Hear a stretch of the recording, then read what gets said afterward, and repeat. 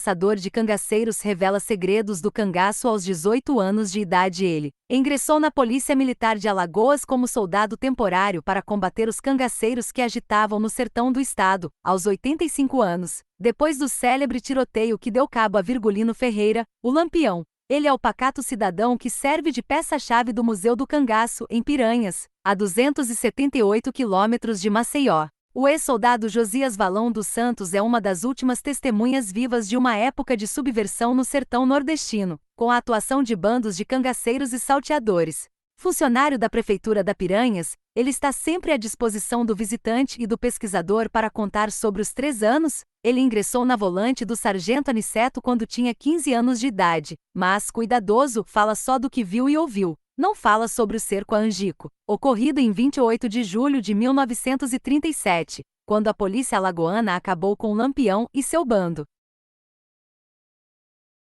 Nesse dia eu não fui, o sargento Aniceto me deixou em Piranhas porque no dia anterior eu tinha machucado o pé e não podia fazer a marcha forçada na Caatinga. Fique aqui de sobreaviso, relembra. O ingresso e como ficou em Piranhas de sobreaviso, coube-lhe a missão que ele ainda hoje, 67 anos depois, recorda com náuseas. Foi ele quem juntou as 11 cabeças dos cangaceiros mortos, entre eles Lampião, Maria Bonita e Luiz Pedro, para a fotografia. Mas quando lhe perguntam se identificou entre os cangaceiros mortos o líder famoso e a sua mulher, Josias é cauteloso. Eu nunca vi Lampião nem Maria Bonita, mas quem os conheciam garante que eram eles mesmo. E eu tenho de acreditar, sustenta. Natural de Piranhas e sendo o município a base da volante do tenente João Bezerra, o oficial era casado com uma nativa, não foi difícil para Josias ingressar na volante. Ele recorda que levou muita carreira dos policiais quando era garoto.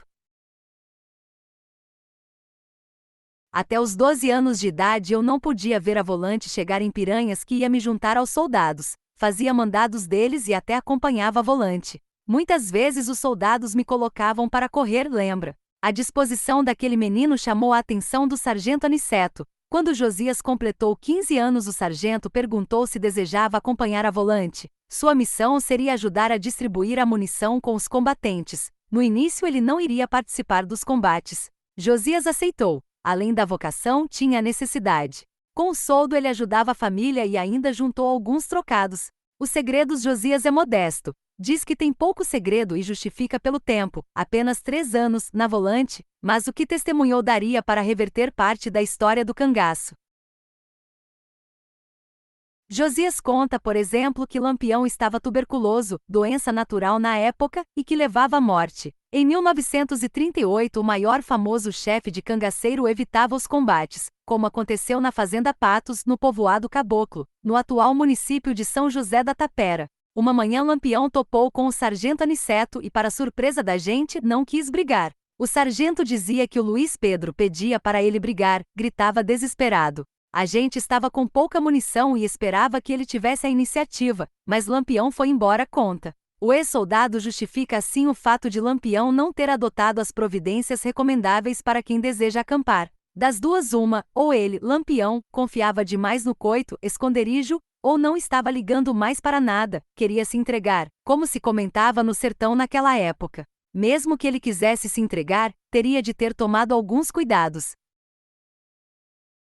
Por exemplo, Lampião sempre andava com cachorros de caça, mas, naquela madrugada, o cachorro tinha acompanhado o cangaceiro que foi buscar o leite e isto não dá para entender porque não ficou ninguém guarnecendo os postos das sentinelas, disse. Outro episódio que chamou a atenção de Josias foi a rebeldia do cangaceiro apelidado de Diferente, que era viciado em baralho e quando estava perdendo, falava palavrões. Numa partida em que se encontravam Lampião, Luiz Pedro, Maria Bonita e Sabonete, o cangaceiro soltou palavrões e foi recriminado por Luiz Pedro, que o chamou a atenção para a presença de Maria Bonita na mesa. E o cangaceiro desbocado reagiu, dizendo que Maria Bonita não era nenhuma santa. Você, Luiz Pedro, come ela, Maria Bonita, relatou Josias, dizendo que essa passagem foi contada ao sargento Aniceto por um coiteiro. A surpresa é que Lampião fez que não ouviu nada, arrematou.